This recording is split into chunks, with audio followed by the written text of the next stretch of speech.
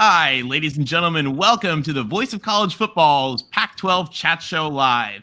I'm Tony Altimore here for MarkRogersTV, and we want to thank you for joining us for the most special issue we've had yet of our Pac-12 Chat Show Live.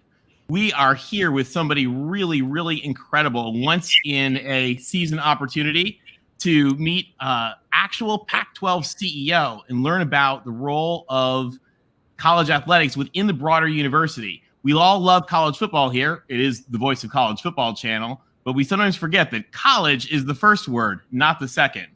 And so we're joined here by Dr. Elizabeth Chilton, Chancellor and CEO of Washington State University in Pullman. And just to give you guys a quick introduction, because she is a rock star, a brilliant and prominent anthropologist, in addition to leading the campus.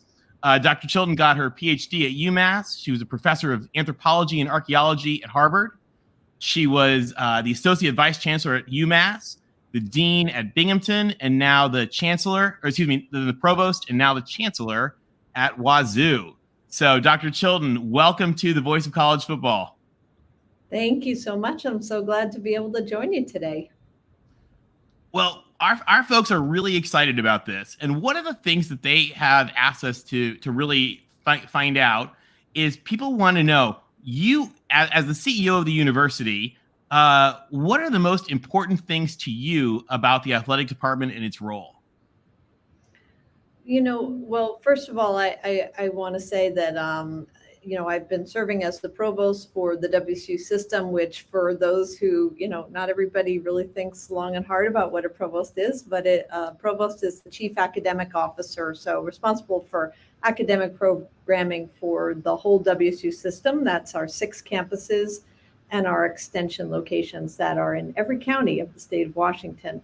And I still do have that role. So for me, our success of our student athletes as students is really paramount. And, our athletic department, I've been so impressed. I've been serving in this role as provost for 2 years, and I've been really impressed at how they set very high standards for the academic achievement of our student athletes, and that's part of that sort of 360-degree view of student athlete development and wellness. And so that's what's really important to me, is to just think about how we're helping our student athletes and all of our students navigate their years here at WSU, but then also navigate their lives once they leave us, and making sure that we're preparing them and setting them up for success post-graduation. And then I think the other thing I should mention, just in the context of college athletics is it's important to me, especially my new role as chancellor of the flagship campus. Athletics started reporting to me on July 1st of this year. So it's only been a few months, and it's been an exciting few months at that. But I've gotten to know a lot more about the fiscal responsibility and accountability that it takes to support a robust athletics program. And so that's also important. We're a public university. We have responsibility to our constituents to provide an excellent experience for our student athletes, but also to make sure we're being responsible fiscally. That's fantastic. And kind of on that note, one of the things that I was actually really excited to ask you about is the role that athletic support and the engagement that comes with it in areas like development and alumni engagement and broader student recruitment and marketing plays. And you have a unique experience because you've been leading universities that don't have quite as prominent a athletic department. And so I'm wondering, how has that been different? Has that been helpful? Has it been more challenging, or just a big different change? We used to say, when I was Dean of Arts and Sciences at Binghamton University, that our football team was undefeated because we didn't have one. And obviously at UMass, basketball is the name of the game. Hello, Dr. J. So, this is a more robust and a broader suite of athletic programs that we have at WSU. Certainly athletics are, as they say, the front door for the university for a lot of people. College athletics and Cougar athletics brings incredible interest to the university. And then when people get here, they're really amazed by the research and creative activity and student success that happens on our campus. So for some, it's what they think of when they think of WSU. When they see the logo that, here we go, oh, it's on this side, it's on the side there. When they see that Cougar logo, it's recognizable, they think of athletics, but then when they come here, they learn a lot more. And, you were talking about things like development and alumni engagement. I mean, game day here in Pullman is quite amazing. I don't know if you have both been here on game day lately, but especially coming out of the pandemic, just seeing the city of Pullman come alive, and just the energy that's on campus is amazing.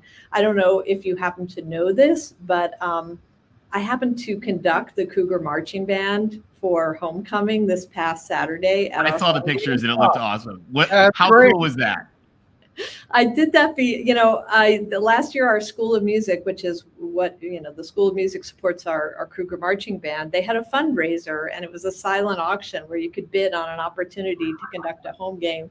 And I was like, I am going to win the thing. I'm a musician. I'm a singer myself. I play piano a little bit. And I was like, I'm going to win this thing. So I outbid like my faculty and my fellow staff members. I was like, I'm going to conduct the marching band. Good for you. And, That's awesome. Not only did I have such an amazing time standing up on that platform with, 20,000 people in the stands or whatever it was, but I have had people emailing me and messaging me on social media saying, I want to know more about the marching band. I want to know more about your School of Music. I want to know, are you thinking about, some expansion of your arts programs, which we are. So it's sort of that front door into the university for many people. It gets people excited and connected across all different walks of life and vocations, but then it leads them in and we can show how much more we have on the campus to offer. That's awesome. I'll tell you, you're mentioning fundraising and all the events and stuff. I was once, when I went to grad school at the University of Pennsylvania, and was sitting in a meeting with President Gutman at the time's #2, and USC had just finished its capital campaign, and Penn had just finished its, which was much smaller than USC's. And the president's #2, just in the middle of a meeting about like staff benefits, just looks at me and he goes, if I had USC football, I could have raised 20.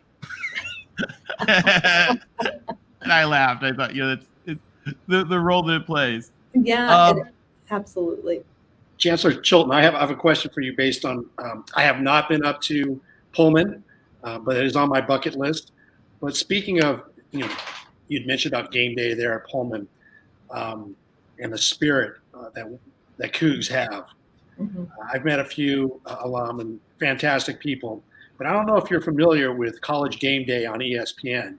There is a record of, I think, more than 250 weekly College Game Day where they set up at a university. It's a 3-hour show now. It used to be 2 hours, but there is always a Washington State flag that is flying. And they showed everything that goes into it one episode. I thought that was absolutely brilliant. So whenever I watch the show, I'm always looking for Waldo. I'm looking for the Cougar flag. So that's right. Well, I mean, I do have to say, and I know, of course, I am biased, but the Cougar logo, I have never personally seen a more captivating school logo because, great logo. I agree. mean, it's amazing. I saw it before I was a Coug. I actually used to buy Cougar cheese when I was in New York, like years before I even knew that I was going to end up here, because I knew the anthropologist here and one of my colleagues here, I called him Cougar, just as a nickname. And, it's this amazing recognizable logo. And also, I 2 weeks ago, I guess it was, about 2 weeks ago, I got to go to my first away game as Pullman Chancellor in Madison. And I would say we had between 2,500 and 3,000 Cougs there. We're estimating because we sold out the section where we offered them to alumni, but then they were throughout the stands. And at one point, this section was saying go, and this section over here was saying Cougs. in an 80,000 person arena on someone else's campus. And I'd never been to an away game. And so I had not seen anything like that. So it really does make people feel connected, regardless of, the limit of my athletic ability was running track in middle school until everyone got taller than me. But it makes you feel part of the Cougar family when you're at a game. Well, and you guys have a huge advantage at Washington State, and I'm going to be presumptuous here, but I really admire Pat Chun as a phenomenal athletic director, and he seems like just a phenomenal guy and a phenomenal leader, which I'm sure makes your job 100 times easier. Mm-hmm. But one of the things that a lot of folks were wondering is, how do you work with the athletic director and the coaches, and what decisions do you and President Scholes before you? What decisions do you guys make versus the AD? How often do you meet with him? Like, what are the kinds of things that he comes to you to make decisions on versus what you've just sort of delegated out? Well, I mean, I think the first part of your sentence was just saying, I want to echo that we have a really strong leader in Pat Chung. He is not only our athletic director, but he's a vice chancellor for athletics for the flagship campus. And that's a new title, new role that started July 1st this year as well. And he absolutely has delegated authority to manage the day-to-day operations of athletics. I think it's important that any chancellor or president, delegate that authority. And then I assure, and Kirk also still has strategic oversight for the entire athletic program, just insofar as it's part of our university mission and strategy. So I make sure that I'm, overseeing strategic oversight for the entire campus, and that obviously includes athletics. So I'm responsible for all the facilities on the flagship campus, and obviously athletic facilities are a big part of that, whether it's renovation or construction of new facilities. I work really closely with Pat, although mostly in a supporting role, trying to understand the vision, helping him meet that vision. Pat also discusses any major personnel changes, not minor personnel changes, but major personnel changes for coaches and such. And then I review and sign any of the contract extensions or new contracts as they come through as his direct supervisor. So really, making sure we stay in close touch. We text each other. We call each other. He knows he can call me anytime. A lot of times it's a heads up, because there are things that happen fast, as I'm learning, faster than in the rest of the academy. The athletic department does move faster than the rest of the university. Yeah, a lot of times. Sometimes that's good, and sometimes that's not so good. But it's very much in a supporting role, and we really have a great leader in Pat, in that he never blindsides us. He keeps us in the loop when we need to be, but doesn't immerse us in the details when we don't. And we have learned to trust that he knows when to call that. Now, for that, would you you mentioned major personnel decisions? One of the most impressive major personnel decisions that I had from last year, you guys hired Coach Dickert, who seems just phenomenal.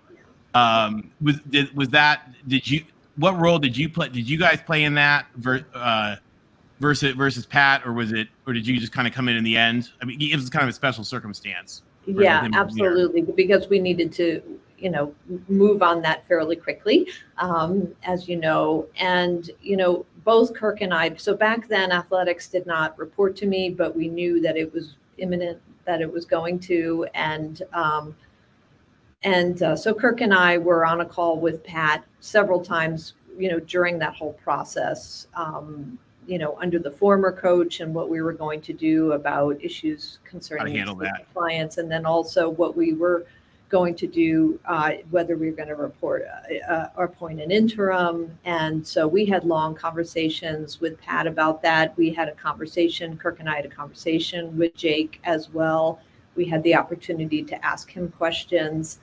So we were really side by side with Pat throughout that, because that was a very important and very visible for, the PR and the success of Cougar football, obviously. And, it's been an amazing decision. I mean, it really was Pat's, suggestion and leadership that brought that to me and Kirk. But, Jake is just a fine human being. And, Seems awesome. I've met his whole family, and, I've stood on the sidelines. I go to practice on occasion for football and some of the other sports, and I attend games. Of course, I've attended, every single home game, and I know all the coaches. And just seeing Jake's influence on our student athletes, watching them from the sidelines, the smiles on their faces during a game, not just during practice, but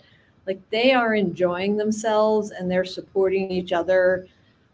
Success or fumbles, it doesn't matter. They really support each other, and that is clear. And to me, I'm also a mom to a 21-year-old, so like seeing 20-year-old men really coming into their own and being supported just warms my heart. He's a great guy. That's awesome. And with the actually, Rick, you had a question, I think, on that. Yeah. So with regards to, we touched upon how the atmosphere in Camp Randall and the Cougs out there and the spirit that they bring, multiply that by 130 other schools. Mm-hmm. And there's a lot of passion, connectivity. An old guy like me, an SC alum, season tickets, like to keep in contact with former classmates. So there's a spirit that keeps you involved with the school. Yeah. And so a little background here, I represent the college football average fan. And there's been a lot of changes that, as you know, have been going on in college football, specifically the last year and a half. Mm-hmm. And last February, the conference commissioners tabled the college football playoff expansion, which a lot of college football fans were confused, disappointed, didn't understand how these conference commissioners couldn't come to an agreement. But that happens a lot in business, in education, etc., every walk of life.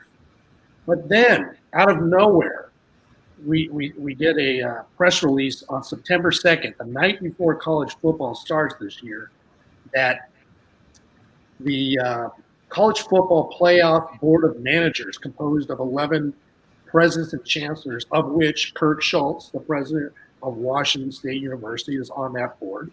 I didn't even know there was a board of presidents and chancellors. All of a sudden, they spread the magic dust, and we are going to have a 12-team playoff by 2026. We would like to have it earlier. Conference commissioners, go ahead, take care of this, work out the details. My question to you, from what little knowledge you have or discussions that you have with Kirk, was this kind of like the parents telling the children, hey, this is what's going to happen. You need to go have a discussion, work it out, and then figure it out, and let us know what's going to happen.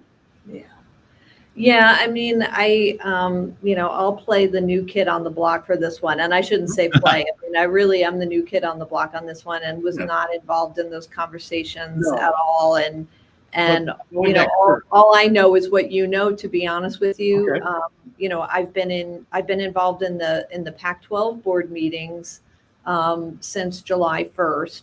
And so I know a little bit more about, the conversations that are happening there, but not the conversations that you're talking about. So unfortunately, I can't shed any more light than you have on that one. No worries. But if next time you talk with Kirk Schultz, please let him know. Thank you. College football fans across the country that are on the Voice of College Football, thank you. We appreciate it. It's like our voices were heard. There was an adult in the room that got it done. The bosses had to do boss things. We like it.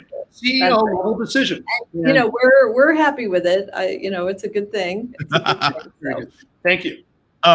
You mentioned you do you're on with all the Pac-12 the other Pac-12 CEOs, who we all on this channel, we have tremendous respect for all the folks, and you sit in the seat now essentially that Dr. French sat in, who is one of the figures that really transformational in the Pac-12 and in bridging you probably don't know, the crazy dramatics of the Pacific Coast Conference in the 1950s would make the show Dynasty look like realistic.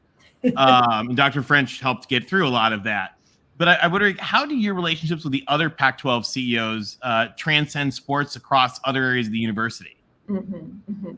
Yeah, I mean, as I mentioned, so right this year, both Kirk and I are serving on the Pac-12 board just because, we wanted to be able to have a transition. A few other presidents, as a new president came on, they did a year of shadowing just to make sure there was good continuity. So Kirk is still the voting member this year, but I've been able to attend all of the Pac-12 board meetings with the CEOs and also with the joint meetings that we have with the ADs.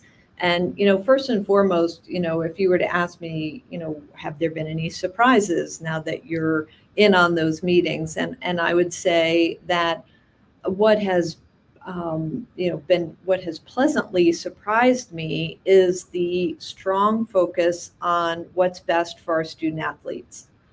There is constant conversation about whatever it is that we come out the other side of this with, that we make sure that it's best for our students, whether it be about maintaining their academic standing, whether it be about their travel schedule, whether it be about the strength of the teams that they would be playing with, and what does that say also about the reputation of the university. Of course, we have an obligation fiscally and reputationally to our universities, but the student athletes are front and center among the Pac-12 CEOs, and that has been something that has been really strong and has really impressed me.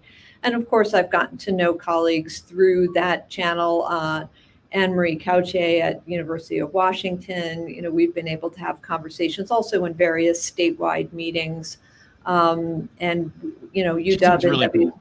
Yeah, I mean, she's absolutely cool and very leaning in very heavily in this particular time in Pac-12 history as a leader. She's really leading a lot of the discussions. And really just getting to know them as individuals, just hearing what's important to them and getting to know them on a first name basis. I think it's been a valuable part of my engagement with the Pac-12. Oh, that's really cool. And I've been so amazed too. I've read a lot of the talk about Pat and Jen Cohen and how closely they work together on things.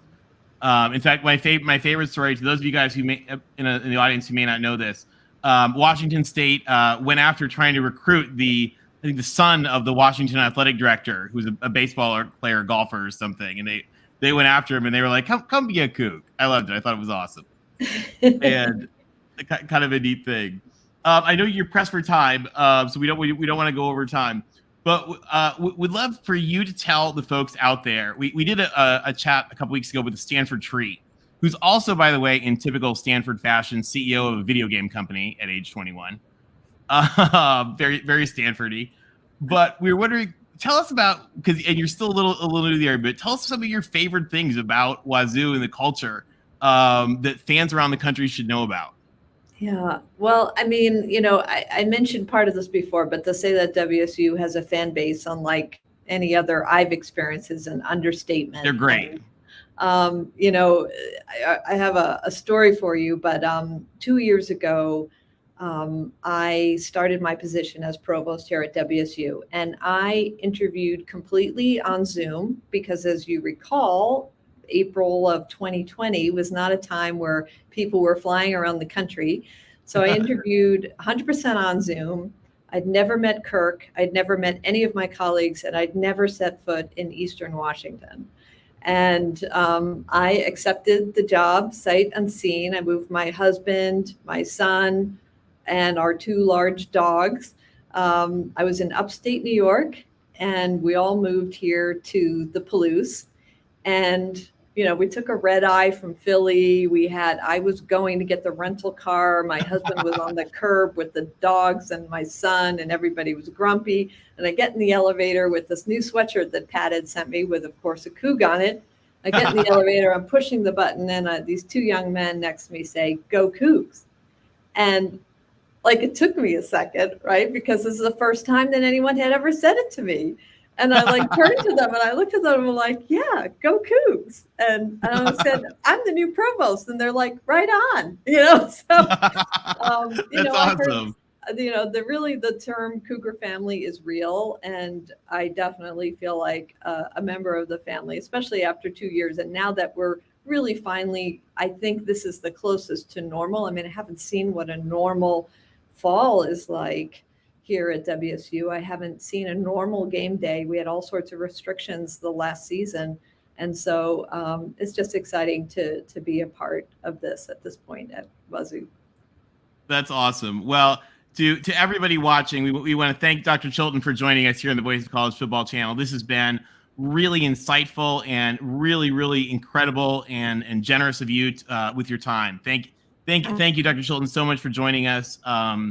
And I'm going to take a personal moment and speak out of turn and say that a lot of the things that you're doing at Washington State are fantastic, and you are bringing great credit to Dr. French's seat and to the conference as a whole. And thank you so much. Thank you for the invitation. Really, fans of all 12 teams, even us Trojans, love it. And we want to wish you the best of luck this week. Well, not this week, but the rest of the weeks. But we hope you play great this week. We do hope you play great this week. All right. Thank you for joining us today. Go Cougs. Yeah, thank you, Dr. Chilton. Go Cougs. And to everybody watching, thank you again for joining us here in the Voice of College Football for our special Pac-12 Chat Show CEO Live edition. Thanks, everybody. Have a great week and fight on.